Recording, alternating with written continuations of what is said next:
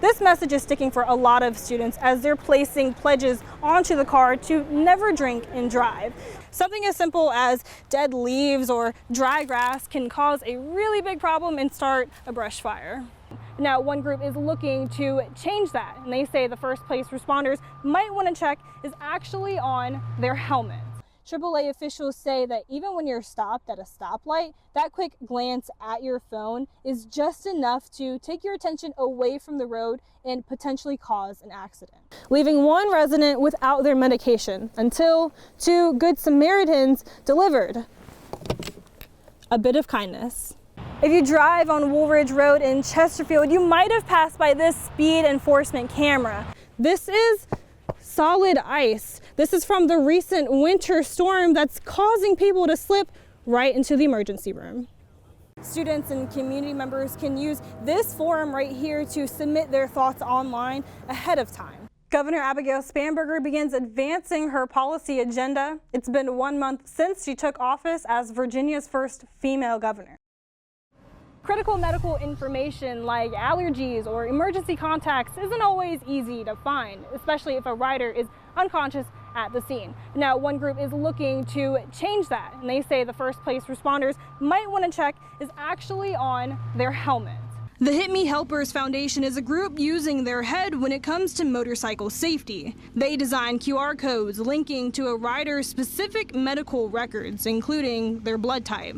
EMS can just scan the QR code and have access to their medical profile. This idea comes from founder Jay Martin, a rider and EMT who knows firsthand how critical those seconds are at a crash scene. We miss a lot when it comes to unconscious patients, and in environments where it is a motorcycle accident, a lot of the times they're very fast-paced.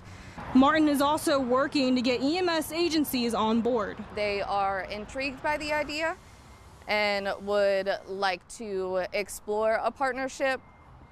There were some concerns with HIPAA. Martin says she has forms that would release liability from EMS agencies, but there still isn't a partnership in place. Even Virginia State Police say they like the idea, but they aren't ready to sign up. So it is something that we're incredibly supportive of. Anything that's going to help us get that information. Riders can place these QR code stickers wherever they feel is best. Some put it on their bike. My QR code is located on the back of my helmet.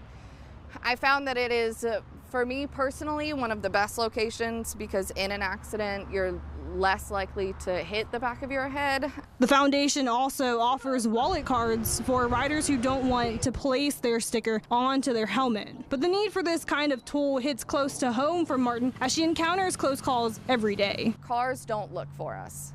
It's a proven fact, and unfortunately that leads to a lot of accidents. Motorcyclists also need to ride like they're essentially invisible. Riders say the goal is always to avoid an accident, but in the worst case scenario, having that information at the palm of hands could save lives, especially when first responders know it's there and know how to use it. In Richmond, Dakota Griffin, 12 on your side.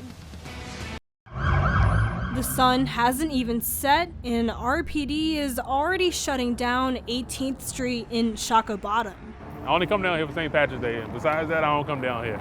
And with big crowds and plenty of drinks and a long night ahead, Richmond police say it's important to make smart choices. Just over a month ago, 2 people were killed and 7 were injured in a mass shooting in Shockoe Bottom. So Richmond police increased patrols in the area for the night. Around 6 or 7 o'clock, people are going to start heading to Shockoe Bottom to enjoy the nightlife. Some people are heading to bars or pubs like Shanae's right here. But people are telling me that they're not going to be testing their luck this St. Patrick's Day, and their top priority is safety.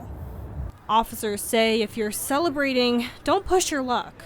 Pace yourself by drinking between alcoholic beverages. Plan for a designated driver or call a rideshare. Police also say if you do plan to drink, leave your gun secured at home. Friends Audrey Brown and Izzy Crawford don't plan on drinking tonight. Sober fun is also just as fun as any type of intoxication, anything like that. You can have a great time no matter what you're doing, and don't put anybody else at risk.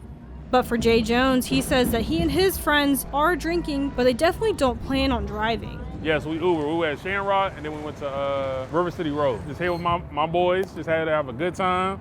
You know, we just want to drink, eat some good food, vibe with the friends. Virginia State Police reminds drivers that buzz driving is drunk driving, and they typically make more arrests over this weekend. This message sticking for most, and getting home safe matters more than keeping the party going.